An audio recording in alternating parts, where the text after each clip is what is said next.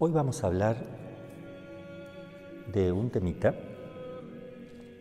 la creación, la existencia, el conocimiento de Dios.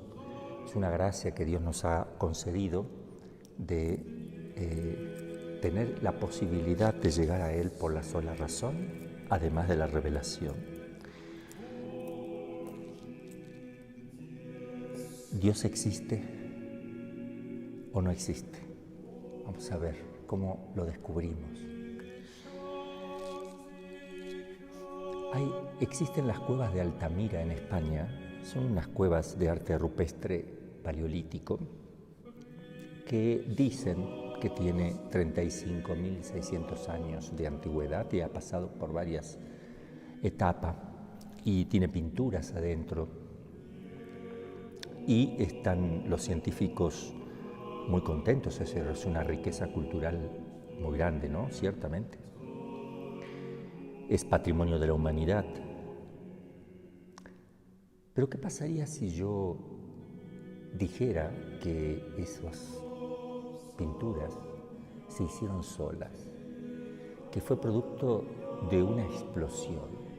¿Qué pasaría si yo dijera que se combinaron fuerzas en forma de azar y se produjeron esas pinturas tan hermosas, tan definidas, tan lindas? Me dirían que estoy loco, obviamente, y que no soy científico por decir que eso se hace solo y es imposible que el azar produzca esa pintura. Bien.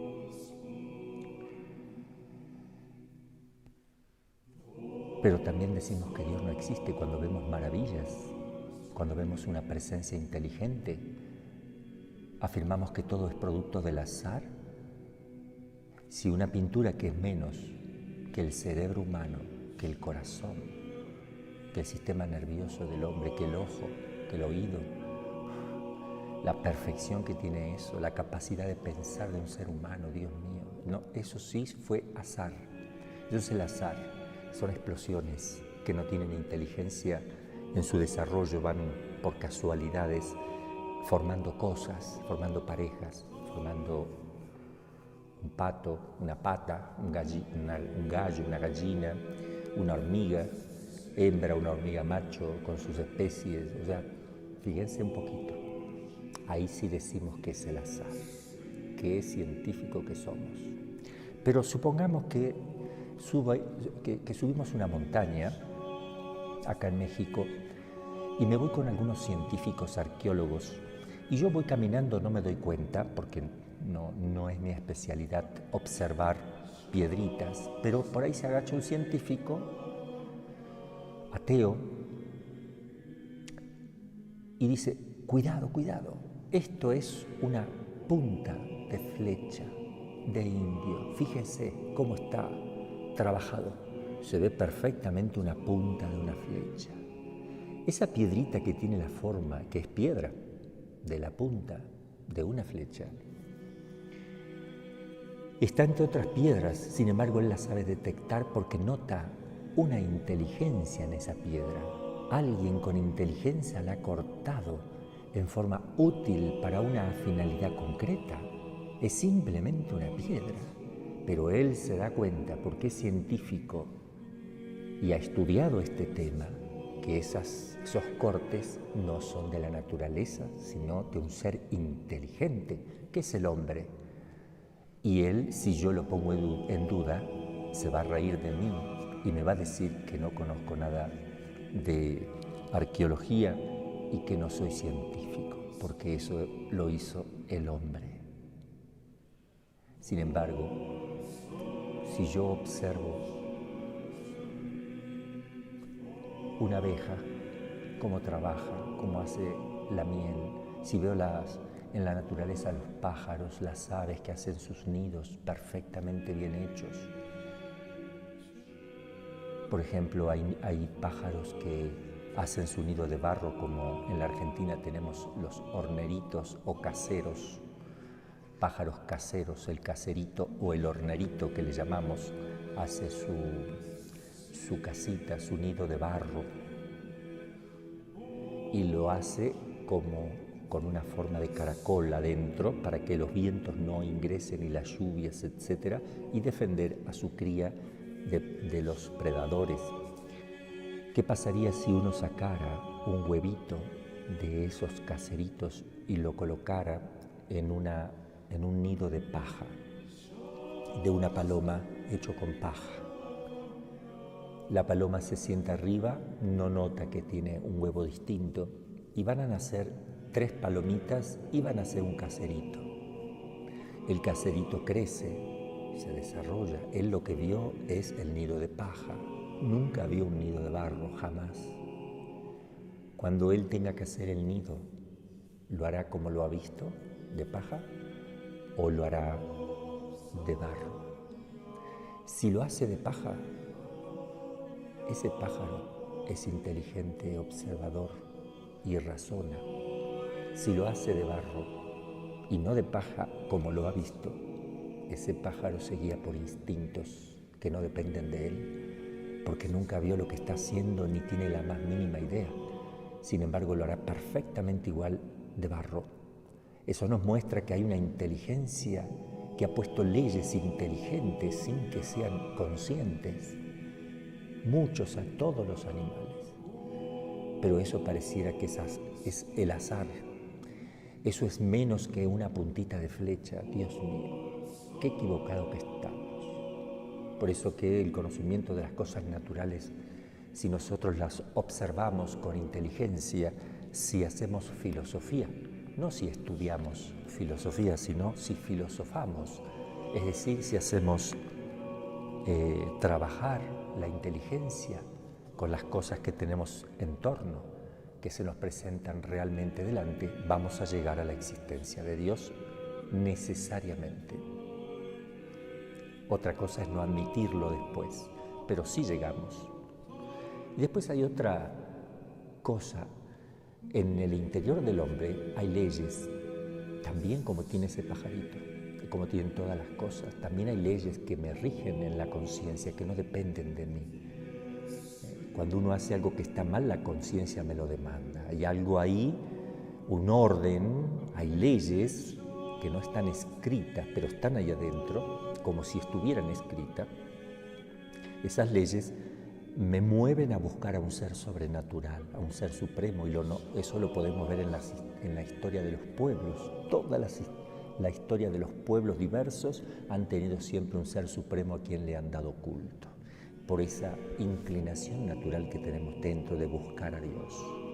Tu rostro buscaré, Señor, no me escondas tu rostro. También allí, y en el momento de la muerte, si decimos que somos ateos en ese momento, la mayoría de los ateos se encomienda a Dios, pero ya es tarde. Bien, observemos un poquito. Si las cosas creadas son producto del azar, tuvieron que haber aparecido las cosas de tal manera. Fíjense el azar del cual hablan algunos ateos que dicen ser científicos. Esto es pseudociencia, no son científicos. Para que el azar haya obrado inteligentemente sin tener inteligencia, es como si este reloj, que no tiene inteligencia, produzca cosas inteligentes. O sea, nadie da lo que no tiene. El reloj no tiene inteligencia, por tanto no la produce, no la puede dar, no la puede transmitir. Un ser muerto no puede transmitir vida. Un ser vivo sí puede transmitir vida porque tiene vida. Nadie da lo que no tiene. Entonces, eso es importante entenderlo. Entonces, tiene que aparecer una vaca, y antes que muera la vaca, la primera vaca, tiene que aparecer el toro, porque si no, no se van a propagar. Qué coincidencia, se ve que apareció una vaca y antes de los 20 años apareció el toro. Y ahora tenemos las especies. Pero también pasaría lo mismo con el caballo y la yegua. Dentro del periodo de 20 años, aproximadamente, deberían aparecer los dos, complementados. ¡Wow! qué azar, Dios mío. Qué inteligentes son las explosiones energéticas que van creando semejantes cosas. Y pasaría lo mismo con el perro y la perra, el gato y la gata, el gallo y la gallina. Antes que muera tiene que estar perfectamente complementados, con todo el código genético, todo el desarrollo perfecto de un ojo de un gallo y el ojo de la gallina y tener 2 ojos, porque no aparece uno con 4 ojos, a no ser que sea una deformación. Y tendría que aparecer la lechuga y tiene que aparecer la manzana, el árbol de manzana, y tiene que aparecer todo. Y decimos, fruto del azar, pero es más importante la punta de una flecha que toda la complejidad del cerebro humano, la complejidad de cada célula humana, viva, porque la punta de una flecha es mineral, es materia muerta que se puede hacer por choques de piedras contra piedras, y aquí hay vida. ¡Wow! ¿Quién es capaz de dar vida? Ningún científico puede dar vida. Ni siquiera le pueden dar vida a una hoja de lechuga. No le pueden dar vida a una hoja que tenga la fotosíntesis y la produzca por sí. Es imposible. Con todo lo que la vida no depende del ser humano. Pueden deformar la vida, pueden combinar las cosas, pero no la pueden crear, porque el hombre no crea la vida. Bien, otra cosa también que dicen los pseudocientíficos, como decíamos también ayer, estudian los astros y dicen hay 2 billones aproximadamente de galaxias. Menos mal que le ponen aproximadamente. Pero ¿cómo puedes decir que hay 2 billones de galaxias aproximadamente? Hace 10 años no decían que había 2 billones, decían que había menos. Y otros 10 años para atrás menos. Y otros, claro, depende del microscopio, el telescopio que tú tengas, vas a ir variando. Entonces el hombre juzga según le da el ojo. Entonces eso no es científico, porque un ciego no podría tener ciencia si así fuera. Para que yo diga la cantidad de galaxias que puede haber en un lugar, necesito conocer la dimensión de ese lugar, porque las galaxias más o menos ya las conozco. Si yo dijera cuántas sillas entran en una caja o en una habitación, yo veo la silla, sí, las puedo conocer las sillas, pero no conozco la habitación. Si no conozco la habitación, no podré decir cuántas sillas. Tengo que preguntar cuánto mide esa habitación y le diré cuántas sillas pueden entrar aproximadamente. Ahora, ¿cómo hicieron para medir el espacio entero? ¿Acaso se llegaron al límite? ¿Qué había en el límite del espacio? ¿Había una pared? ¿Qué había para decir es hasta acá? ¿Qué hay? ¿Qué hay? Si no hay ser, ¿qué hay? La nada, diría alguno. La nada. Y vamos a hablar de este tema. Dios, ¿qué es Dios? Dios es el ser que es lo que es. Y por ser lo que es verdadero, es la verdad. Por ser lo que es, además de ser la verdad, es algo bueno, porque tiene existencia. Lo que no tiene existencia no puede ser ni malo, ni bueno, ni nada, porque no existe.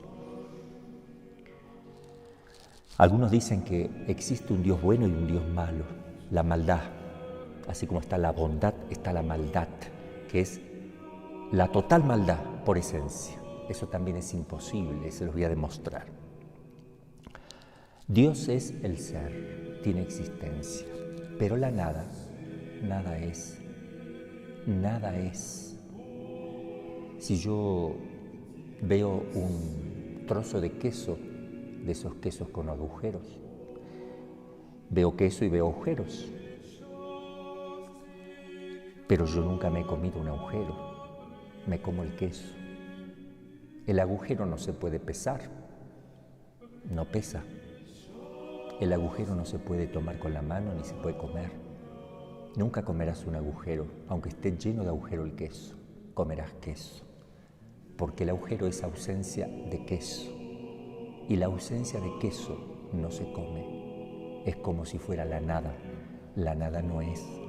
Entonces el agujero de queso es carencia de queso. Carencia. El queso es lo que existe, no el agujero. Al tener menor existencia el queso, por partes, entonces vemos los agujeros porque son las carencias de quesos. Lo mismo un pozo. En el pozo, en una tierra con un pozo, nosotros vemos el pozo y decimos, ¿qué es el pozo? Es carencia de tierra. Y si yo le echo tierra al pozo, le voy echando, se me desaparece el pozo, porque el pozo es carencia, es un agujero, carencia de tierra. Entonces, ¿qué hicieron estos científicos? Fueron a ver la existencia y llegaron a la nada. La nada no existe, la nada no se sostiene. Entonces no podemos hablar de la nada, que es carencia de ser, porque no existe. No la pueden ni siquiera ver, ni tocar, ni palpar. Entonces, ¿qué vieron para decir hay 2 billones de galaxias? ¿Qué vieron? Para que ustedes observen que a veces parece científico lo que es pseudociencia y hay que tener cuidado. A Dios le gusta que uno estudie y sea científico, pero con la verdad. Con la verdad y con filosofía. La filosofía nos ayuda a ser correctos en el razonamiento, en la lógica. Bien, entonces la nada no existe. Es decir, y ahora nos planteamos, si la nada no existe, el mal tampoco existe. No existe la maldad como un ser. No existe la maldad como un ser. Algunos dicen, hay mal en el mundo, entonces Dios no existe. No hay mal en el mundo. No hay mal en el mundo. Escuchas bien, no hay mal en el mundo. Hay carencia de bien. Eso es mal. Carencia de bien. No se hace el bien. Esos son los agujeros del bien. El mal son como los agujeros del bien. Hay carencia de bien, pero el mal no existe en sí mismo, no está personificado. En cambio, el bien sí. Dios es el sumo bien y las cosas son buenas, ¿verdad? Pero si fueran malas es porque le falta lo bueno a una cosa. El ojo que no ve, la ceguera, es privación de la vista. ¿Por qué no veo? Porque tengo privada la vista. No porque tenga algo que no me deja ver. Entonces la ceguera es privación de la vista. Entonces el mal es carencia de bien. Eso es el mal. No existe un Dios malo, un Dios del mal, como decían los maniqueos. Solo existe Dios, y Dios es bueno porque tiene la existencia por sí. Y si hay mal en el mundo, Dios no crea el mal porque el mal no existe. Es carencia de bien, es porque el hombre no es bueno que las cosas están mal, es porque el hombre no hace el bien y por eso a eso le llamamos mal, la carencia de bien que deben hacer los hombres. Si un papá no es buen papá, es un mal para una familia, pero viene porque el papá no es bueno, etc. Eso es importante que lo entendamos, porque mucha gente dice, Dios no existe porque hay mal en el mundo. Hay mal en el mundo porque el hombre no hace el bien. Ese es el tema. No hace el bien que debe hacer y a eso le llamamos mal. El pecado lo mismo. El pecado no existe. El pecado no tiene existencia el pecado por sí mismo. No está personificado. No tiene subsistencia en sí mismo. El pecado es carencia de la gracia de Dios. Carencia también de bien. Bien, esto lo aclaramos un poquito, porque hay gente que se confunde con todos estos temas. Dios existe, es maravilloso, y tenemos la certeza total de la inteligencia y la certeza de la fe, porque además Dios se ha revelado y nos ha dado a conocer la fe. ¿Quién es ese Dios, creador de todas las cosas, que se ha revelado? ¿Quién es? Dios Es el ser infinitamente perfecto y no está solo, no está solo. ¿Qué hay? ¿Hay muchos dioses? No, hay uno solo, pero no está solo. ¡Wow! A ver, supongamos que una persona esté viajando en avión, solo va uno en una avioneta y se mete por lugares lejísimos y se rompió la avioneta y se cae en una isla. El radio le funciona del avión, no se hizo nada. Y entonces ve una isla pequeña y la empieza a recorrer. No la conoce, la empieza a recorrer y va viendo animalitos porque ve un zorro por ahí, ve un pájaro, ve otro pájaro, ve a lo lejos un ciervo, en fin, ve animalitos que hay. Se acerca a la orilla del agua y ve que salta un pez, ve que hay peces. Y bueno, hace funcionar la radio y se logra comunicar con la base y le preguntan, ¿estás solo en la isla? Él que tiene que responder, porque vio que había animales, peces, un conejo también vio muchos animalitos. Él responde que está solo, y vio plantas y piedras, y le pregunta, ¿estás solo? Él va a decir que sí está solo, aunque haya animales, porque está solo en su especie, está solo en su naturaleza de hombre, está solo. Cuando Dios creó a Adán, vio que no era bueno, dice la Escritura, que esté solo, porque no es bueno que esté solo, porque el hombre es ser sociable, es decir, por naturaleza, por esencia, se debe comunicar, es ser sociable, está llamado a la comunicación. Una persona que se cierra y se excluye de la comunicación, se destruye como persona. Los ermitaños y los monjes que van al desierto no se van a cerrar y a excluirse, sino que van a una búsqueda de una mayor apertura con un ser que es el supremo de todos para entrar en comunión y en comunicación con él. Una persona que va al desierto y no tiene vocación, solo se va al desierto, se destruye. Al otro día ya está de regreso, porque no socializa, porque no entra en comunión con un ser personal, en este caso Dios, que aunque no lo palpe, existe en su alma, en su corazón, en la realidad, pero tiene las leyes en su corazón que le permiten esa comunicación con la certeza absoluta de su existencia y por la fe. Entonces, Dios, como es persona también, si Él estuviera solo, sería imperfecto, porque estaría solo en su naturaleza. Entonces, Dios es un solo Dios, pero hay tres personas en un solo Dios. Personas, cada una de ellas es infinitamente sociable. Y la sociedad perfecta no son dos. Ahí ya hay sociedad, pero no perfecta. Tiene que haber al menos tres. Esa es la sociedad perfecta.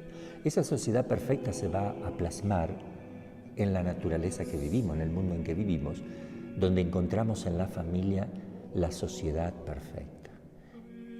Papá, mamá, hijos.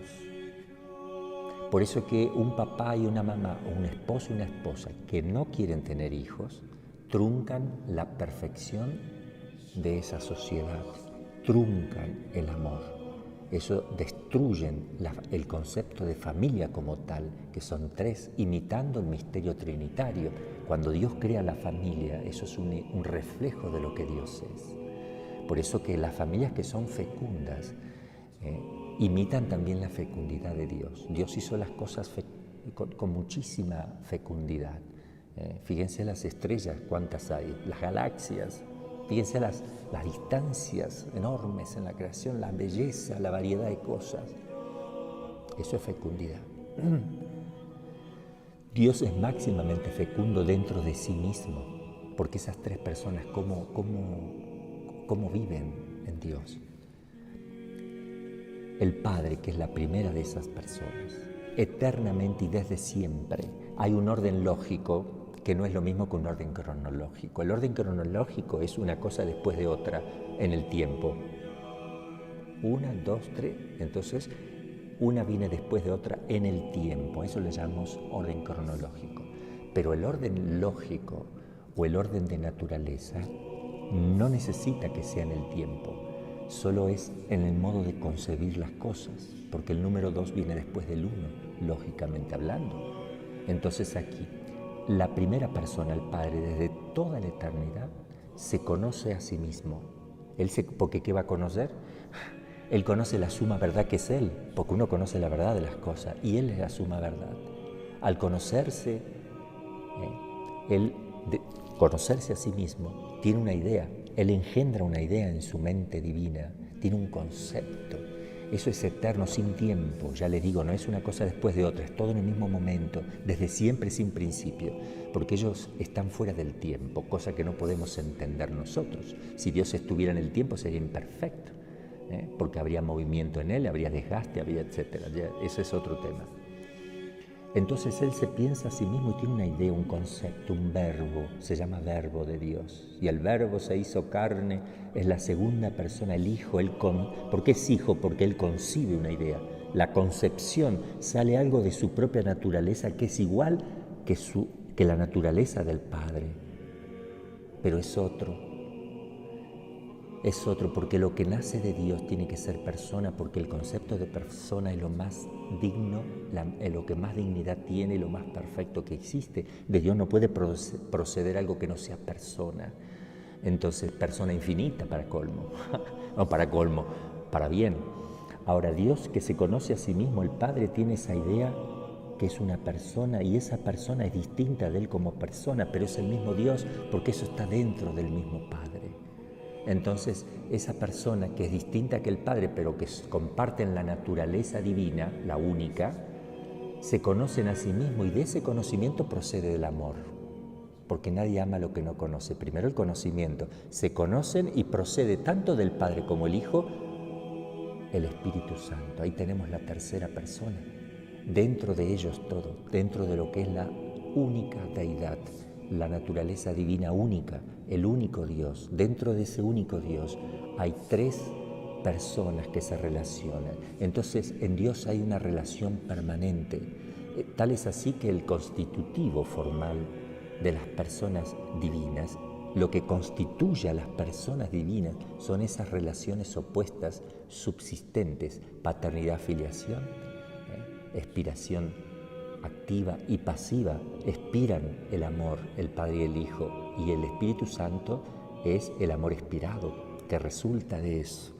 Entonces en Dios, si Dios estuviera solo, sería imperfecto, pero Dios tiene la máxima de las perfecciones dentro de sí, y la felicidad de Dios es ese movimiento permanente de conocimiento y amor, y eso es todo. Dios es una explosión de conocerse y amarse, una explosión de amor, como el sol, que son explosiones permanentes de gases, pero esto es eterno y es infinito, explota, es la felicidad misma de Dios. Dios no necesita otra cosa fuera de Él. Pero justamente la característica del bien es que sea difusivo de sí mismo, que se expanda, es la característica del bien. En latín se dice bonum diffusivus suis, el bien es difusivo, se difunde por sí, se transmite.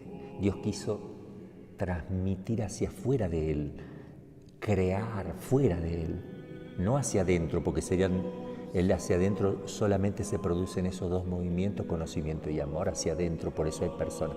Luego, ad extra o fuera de Dios, viene lo que es creado, pero hacia adentro de Dios nada es creado. Dios no es creado, es el ser por esencia, el que siempre es, y Él participa ese ser a las cosas, y crea en primer lugar los ángeles, luego crea los hombres. Bueno, primero empieza en el orden de la naturaleza creando los minerales, la materia muerta, ¿verdad? Luego crea los vegetales, luego los animales, y finalmente al hombre, que lo hace a imagen y semejanza de Dios. También los ángeles son personas y son sociables también. Dios no podría haber creado solo un ángel, tendría que haber creado al menos tres, para que se dé la sociedad perfecta de los ángeles. Y qué coincidencia que conocemos el nombre de tres arcángeles y no más. Solo conocemos tres nombres que la tradición, la escritura, la tradición, el magisterio nos enseña: Miguel, Gabriel y Rafael. Hay muchos, infinitos, cuasi infinitos, miríades de miríades, no sé cuánto habrá, hay muchísimos ángeles. Entonces allí ellos viven en sociedad, se comunican, se aman, se conocen, es maravilloso. Ya vamos a tener esa posibilidad, porque aquí nosotros conocemos a través del cuerpo. Nosotros llegamos al conocimiento de las cosas por los sentidos externos, luego por los sentidos internos, luego la inteligencia abstrae de los sentidos internos la idea de las cosas, los conceptos. Esto lo podemos hacer porque tenemos un principio espiritual que se llama alma, que tiene dos potencias, dos modos de actuar, conocer y amar. Y en eso somos imagen de Dios, porque tenemos conocimiento y amor y por tanto somos seres libres. También los ángeles conocen y aman, también Dios. Dios es infinitamente libre, infinitamente inteligente, infinitamente amable. Los ángeles no, ya son creados. Son puro espíritu como Dios, pero creados. Esa es la diferencia entre Dios y un ángel. Dios es increado, los ángeles son creados, pero no tienen materia como tampoco tiene Dios, que no la necesita. Pero Dios creó al hombre con materia, con cuerpo, ¿verdad? Entonces en este mundo no podemos percibir directamente lo espiritual, pero con la muerte ¿qué es? La muerte es la separación del alma y del cuerpo, se separa el alma del cuerpo, ¿verdad? Esa alma que sale, inmediatamente que sale, puede percibir lo espiritual instantáneamente, por eso puede conocer las almas de todos los demás, los ángeles, puede ver a Dios. Claro que necesita ser elevado, reforzada la inteligencia del hombre para que pueda contemplar a Dios.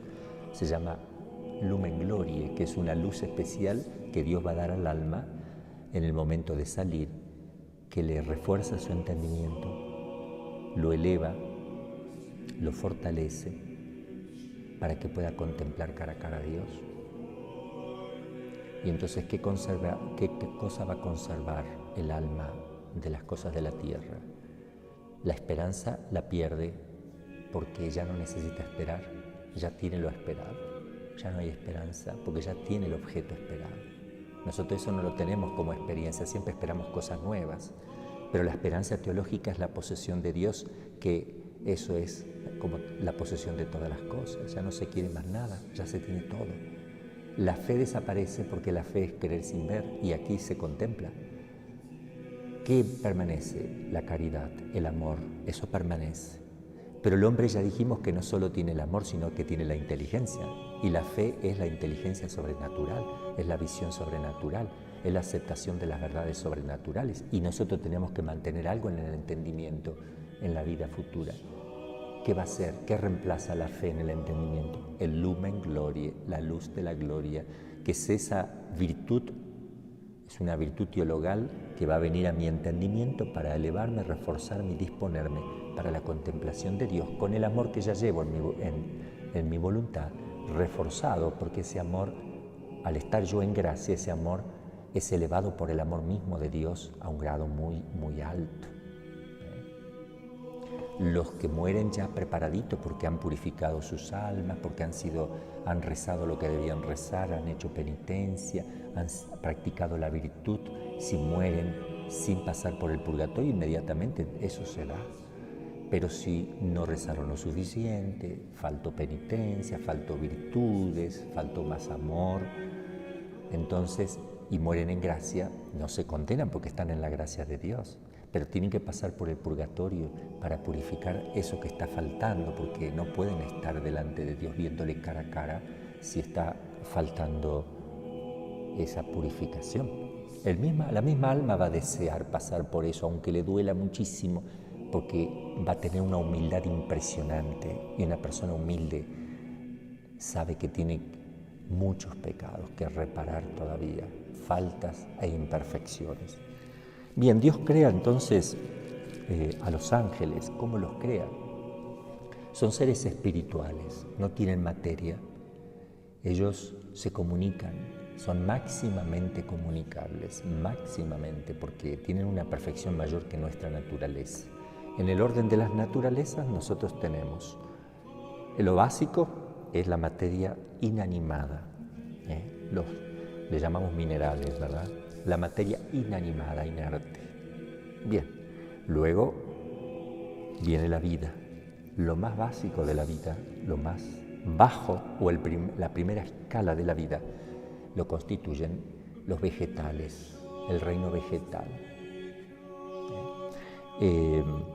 Luego, un poquito más arriba, el animal, el vegetal tiene vida, se desarrolla, crece, nace, crece, se desarrolla, muere, no tiene autónomos, no tiene autonomía, autónomos, no tiene movimiento propio, no tiene sensibilidad en sus 5 sentidos externos, tampoco tiene sentidos internos, memoria, imaginación, sentido común, cogitativa, como tenemos nosotros y como también tienen los animalitos, muchos de ellos, los sentidos internos también. Entonces vienen los animales después que, a diferencia de las plantas, tienen movimiento propio, tienen instintos más fuertes, tienen los sentidos externos, sentidos internos, que en lugar de tener la cogitativa tienen la estimativa muy fuerte y muy desarrollada, pero no tienen las potencias intelectivas, no pueden ellos abstraerse, no pueden hacer filosofía, es decir, razonar, tampoco pueden amar espiritualmente, solo quieren cosas,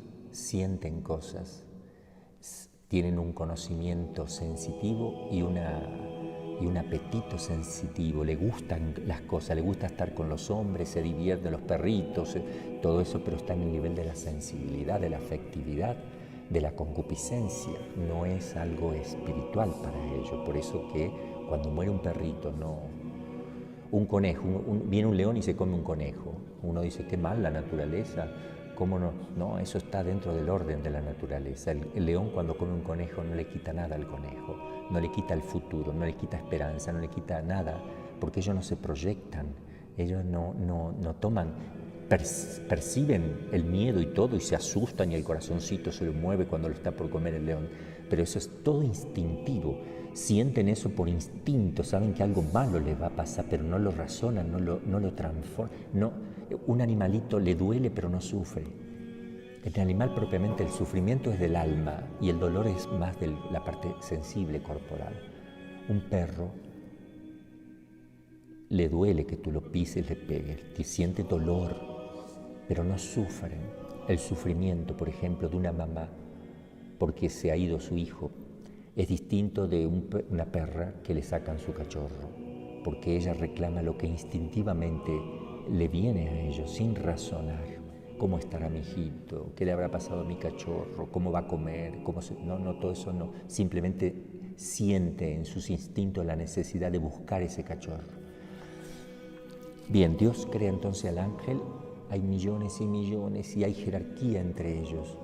Hay un grupito de ángeles que se dedican, yo ahora no me voy a poner a hablar sobre el tema de los ángeles en profundidad, ya vendrá otros momentos. Solamente rapidito, hay 9 coros angélicos, los 3 primeros se dedican a la contemplación de Dios, están siempre en la presencia de Dios y solo cantan y cantan y cantan y glorifican a Dios, y esa es toda la felicidad de ellos, está en eso. Son Pavarottis a la potencia, digamos. Ellos disfrutan del cantar con amor, o sea, es eso, y Dios se siente glorificado con ese canto y se intercambian el amor entre Dios y los ángeles, lo intercambian con el canto. Es una belleza, sería una belleza si nosotros con cosas materiales como el violín, que es entre los instrumentos de cuerda es el más agudo, ¿no? Tocando la cuerda más aguda, allá arriba, un sonido hermoso. Bien, nosotros sabemos que eso, porque eso sale en la Escritura, que los ángeles están alabando permanentemente en la presencia de Dios, son los contemplativos que no salen de la presencia de Dios, no salen a misionar, a gobernar el mundo y todo, no, ellos están allí. Luego vienen otros 3 jerarquías inferiores que, estando en la presencia de Dios, porque ningún ángel se distrae de Dios, sin embargo, ayudan en el gobierno general de las cosas. Y los últimos 3, que ya hablamos de los ángeles, arcángeles,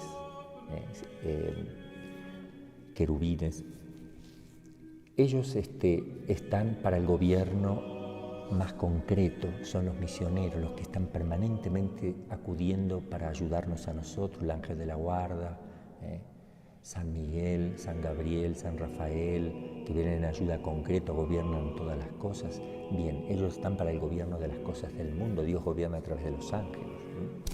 Bien, el demonio, un grupo de ellos, como dice Apocalipsis 7, ahí está narrado, un grupo de ellos se rebela contra Dios, no serviremos a Dios. Ellos fueron probados antes del hombre y Satanás,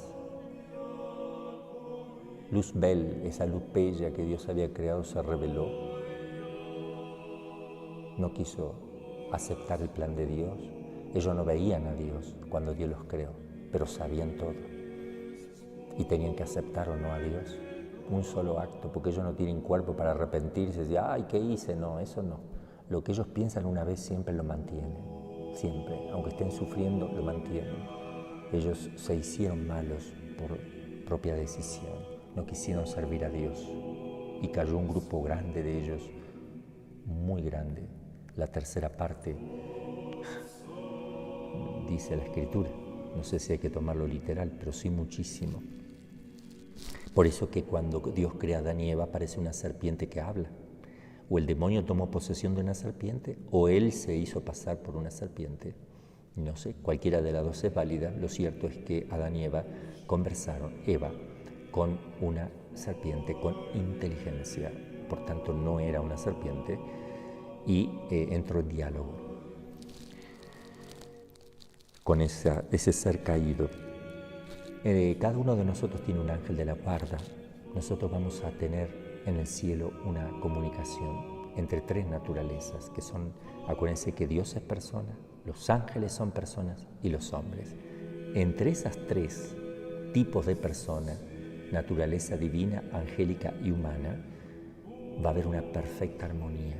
Mi ángel de la guarda va a ser mi compañero siempre. En el cielo estaremos juntos, lo podré contemplar. Con los ojos corporales también, cuando resucite mi cuerpo glorificado, lo podré contemplar. Los podré contemplar y intercambiar, amarnos, y ambos contemplar a Dios y Dios contemplarnos a nosotros. Eso es lo más maravilloso, que Dios me quiera contemplar siendo yo una simple criatura y quiera contemplar al ángel y estar con nosotros, con el ángel conmigo y él, formando una trinidad de naturalezas, imitando la Santísima Trinidad, una trinidad de naturaleza, Dios, el ángel y el hombre. Entonces esas tres naturalezas van a estar en permanente contacto y vamos a ser, como somos sociables todos, hay una intercomunicación continua y esa es la felicidad del hombre en el cielo y la felicidad misma de Dios también, que se comunica plenamente al hombre y al ángel, y la felicidad del ángel también. Muchas cosas podemos decir de esto, pero no es el propósito hablar ahora de los ángeles.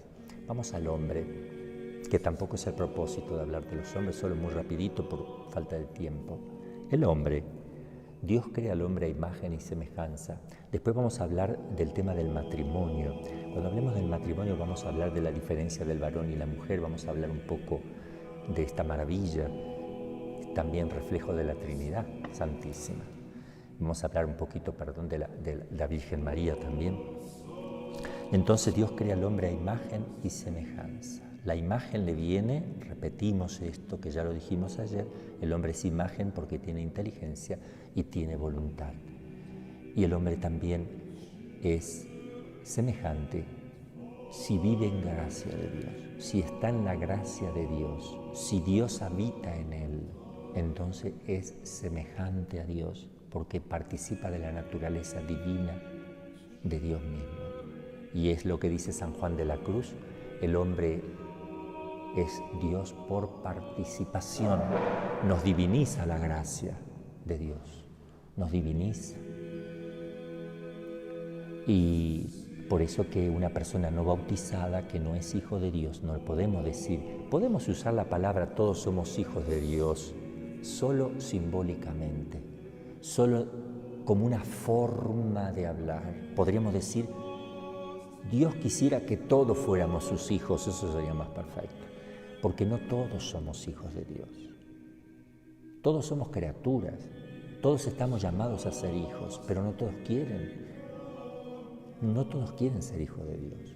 Para ser hijo de Dios necesito recibir el bautismo que me hace hijo de Dios y me hace partícipe de la naturaleza divina que entra dentro de mi alma, en la esencia del alma, me transforma mi ser, me lo hace distinto, me lo diviniza, de tal manera que los actos de amor que yo voy a hacer a partir de que tengo esa gracia, ese amor está unido al amor de Dios y por más pequeño que sea el mío, se hace gigante porque se une al gigantesco amor de Dios. Y el conocimiento que yo puedo tener estando en gracia por la fe es el conocimiento que Dios me da y me transmite. Yo lo estoy usando, uso lo que Él me reveló y estoy conociendo lo que Él conoce. Entonces me uno al entendimiento divino también, como me uno a la voluntad por el amor. Por eso el hombre, cuando está en gracia de Dios, todo lo que hace lo santifica, todo. Miren qué importante vivir en gracia de Dios y cuánta gente no vive en gracia de Dios. Porque uno puede estar bautizado, si está bautizado es hijo de Dios, pero si peca, sigue siendo hijo de Dios, pero un hijo muerto a Dios, no tiene comunicación con Dios. Y si sigue así y se muere, no queda unido a Dios, queda separado de Dios. Eternamente eso no tiene arreglo, no tiene arreglo. Por eso la solicitación de la Virgen cuando se aparece, por ejemplo, en Fátima, conviértanse, hagan penitencia y oración. Muchas almas se condenan porque no hay remedio para el que está condenado. Los demonios que están condenados seguirán y todas las personas condenadas siempre estarán condenadas. Eso lo enseña la Iglesia con muchísima claridad y lo tenemos que entender como, si no aceptamos esto no somos católicos. Entonces, esto me está diciendo que yo necesito predicar, necesito hablar de Dios, necesito llevar a las personas a Dios para que sean felices, para que no se condenen. Entonces, imagen y semejanza de Dios, tanto la mujer como el hombre somos imagen y semejanza de Dios. Tanto la mujer como el hombre tenemos la mismísima dignidad, pero somos complementarios. En lo que tiene la mujer como complemento no lo tiene el varón, y lo que tiene el varón como complemento no lo tiene la mujer, por eso mismo se complementan. Así que no hay ningún problema que sean distintos, por favor. ¿Todo tiene que ser igual? No, porque si no, un tornillo no lo vas a enroscar con otro tornillo, ¿verdad? O una tuerca con otra tuerca. Eso es complementario. Si tú quieres que un tornillo funcione con una tuerca, son complementarios. La tuerca tiene lo que no tiene el tornillo y el tornillo tiene lo que no tiene la tuerca, pero ambos son del mismo metal, del mismo peso, si quieren, de lo que sea. Entonces el hombre tiene la misma dignidad de la mujer la misma del hombre, pero son complementarios y en la complementariedad difieren. Bendito sea Dios. Por eso el hombre, cuando Dios le creó a Eva, dijo, esta sí es carne de mi carne, hueso de mi hueso, pues lo sacó de la costilla de Adán como un complemento. Y la mujer está hecha, después ya lo vamos a ver, está hecha para agradarle al hombre. Y esa es una característica de la mujer le gusta agradarle al hombre. Está horas en el espejo, le gusta, está hecha para agradar, por eso se pinta, se arregla, porque está hecha para agradar al hombre. Y el hombre, en cambio, es distinto, el hombre está hecho para protegerla a la mujer, no para agradarla, sino para protegerla, para abrazarla, para cuidarla. Entonces, cada uno tiene, ya lo vamos a hablar todo esto, que es hermosísimo. No dejemos que nos tuerzan todas estas hermosuras de la creación, todo lo que nos enseña la Sagrada Escritura, la tradición, todo está en la naturaleza y todo está revelado en orden a la naturaleza. Hay un equilibrio, una armonía enormes. Bien, fíjense que también Dios crea los animales, los vegetales, ¿verdad? Todas las cosas. Ahora, a veces hay gente que dice, ¿y no habrá seres extraterrestres? ¿Habrá seres extraterrestres? De hecho, hay seres extraterrestres porque una estrella es un ser y está fuera de la Tierra. Entonces, al estar fuera de la Tierra es extraterrestre, fuera de la Tierra. Todo lo que está fuera de la Tierra es extraterrestre. Ahora, también algunos dicen, pero no, yo me refiero si hay lo que antes llamaban marciano, porque marciano es de Marte, pero supongamos, seres vivos en otros planetas. Bueno, ¿podría haber seres vivos en otro planeta? ¿Podría haber? Sí, podría haber, no contradeciría la fe si hubiera seres vivos. microorganismos, pero son animalitos. No son cosas distintas de las naturalezas que ya conocemos. Miren, o es un ser inanimado como las estrellas del sol, no tienen vida, eso ya lo conocemos. Si saltamos al primer escalón, hablamos de vegetales. Si yo en otro planeta encuentro plantitas, digo, son vegetales. No conozco una naturaleza distinta. Bien, si veo que son cosas que se mueven por sí mismos, que tienen sensibilidad, que sienten, que tienen sentidos externos, que se mueven, etc., pero no son inteligentes porque no puedo establecer un diálogo, entonces les llamo animales. ¿Serán distintos de los conocidos? Son animales. Pero si me encuentro con una cosa que se mueve y además de moverse a sí mismo siente todo, pero se comunica conmigo porque estamos hablando de alguna manera inteligente, si es animal porque se mueve y siente, eso le llamamos animal, pero además piensa, ¿cómo le llamamos? Hombre, aunque sea distinto, porque hay hombres en la tierra que son distintos, unos son oscuros de tez, otros son blancos, otros son colorados, otros son altos, otros son bajos, otros tienen los ojos estiraditos, otros los tienen bien redondos. En fin, podemos encontrar cosas distintas, pero si eso que se mueve, si se mueve tiene vida, si siente, además de tener vida, es un animal.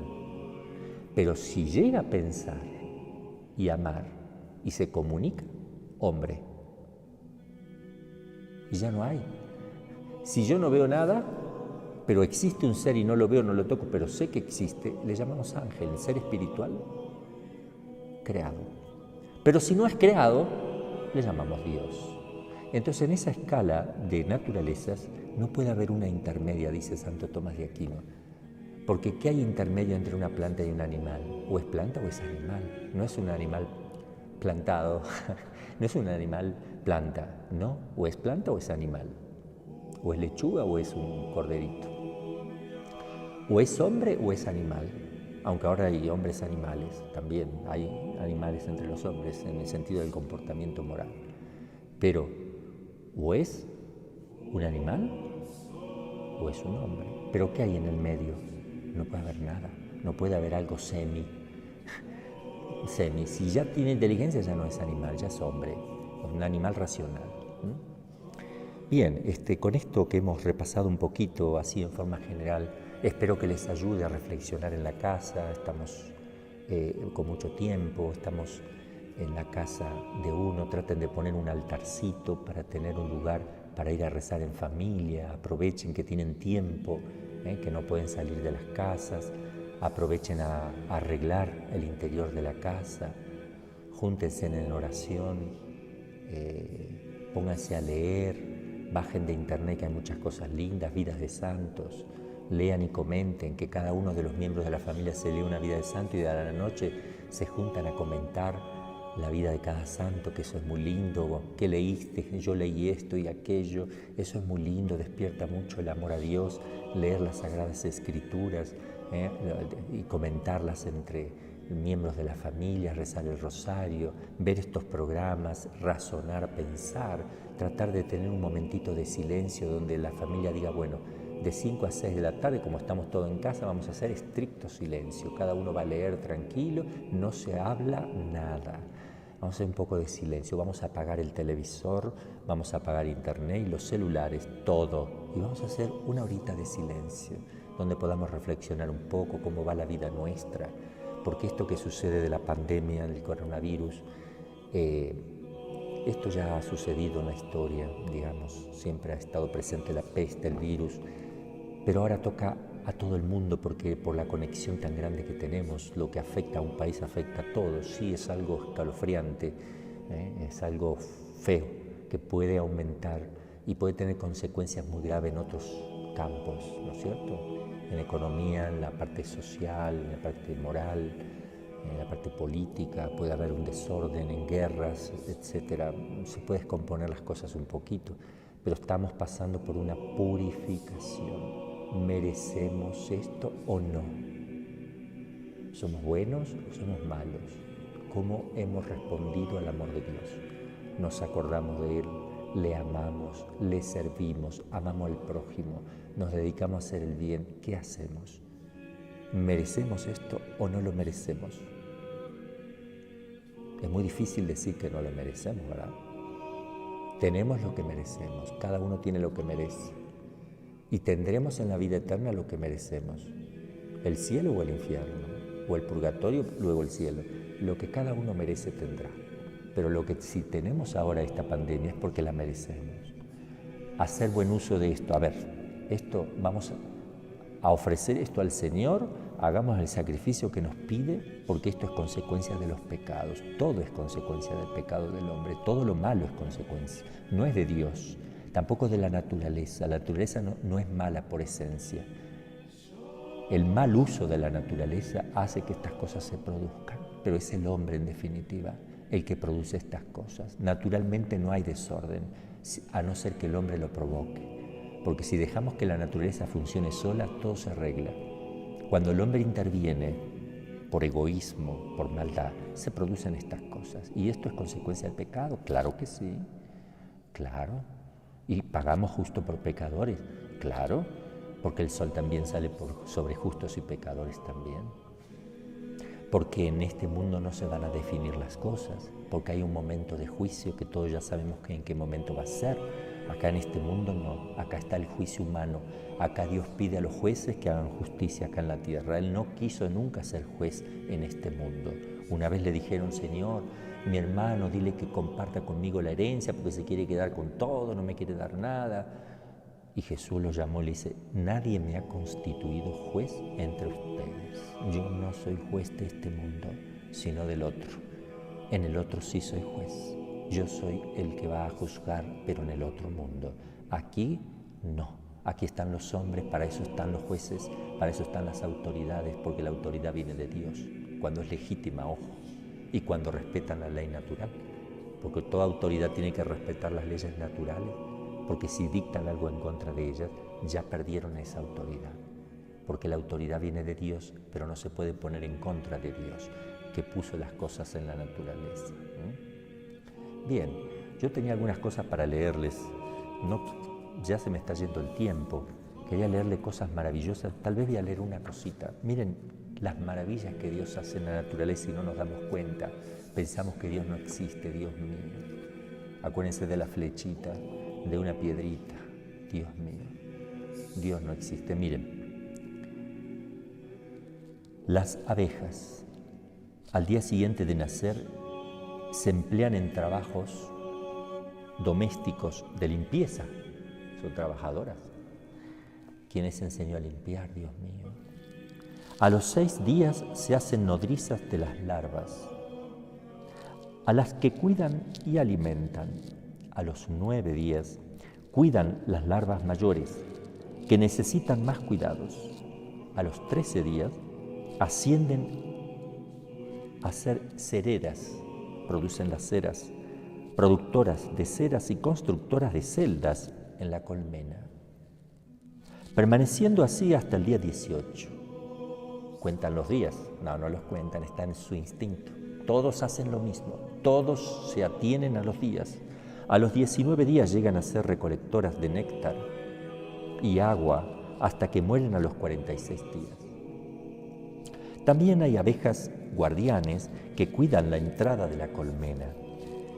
Las guardianas no van a hacer otra que cuidar, eso sí, sin que le paguen. Las ventiladoras, estos son maravillosos, ventiladores. Dios, ellas fabricaron el ventilador antes que nosotros, los hombres. Están las ventiladoras que ventilan la colmena con sus alas permanentemente, produciendo 440 aleteos por segundo. El mejor de los ventiladores, aire acondicionado. Las arquitectas, sí, arquitectas, sin haber estudiado. Y no fallan, en ningún milímetro, no fallan. Las arquitectas diseñan las celdas, que luego terminan las albañiles, cereras y escultoras. Las abejas químicas se encargan de instalar en la miel una gota de ácido. ¡Wow! ácido fórmico para asegurar su conservación. Las necrófilas se llevan lejos los cadáveres, son las sepultureras. Una organización social maravillosa. Dios es ser sociable. Ahí la tenemos plasmada en esas abejas, hormigas y todo lo que ustedes quieran. ¡Qué maravilla! Todos son estériles, menos la reina, que es una verdadera máquina de poner huevos. Tan organizados están que una se dedica a poner huevos. 3.000 huevos diarios. 3.000 huevos diarios. ¡Qué maravilla! ¡Qué cosas tan sorprendentes! Cada uno en su debida celda. Las abejas normales viven solamente 46 días, pero la reina puede vivir varios años. Miren la diferencia. ¿Qué tienen adentro que viven tanto? Preguntémonos. Ellas se alimentan de jalea real. Ahora todos vamos a comprar jalea real, ¿verdad? Y tienen una escolta que la cuida constantemente, el guarula. Si se saca a la reina de la colmena, todas las abejas dejan de trabajar. No me toques la reina. Dejan de trabajar. ¡Qué bárbaro! Nos está enseñando Dios el orden. ¡Qué belleza!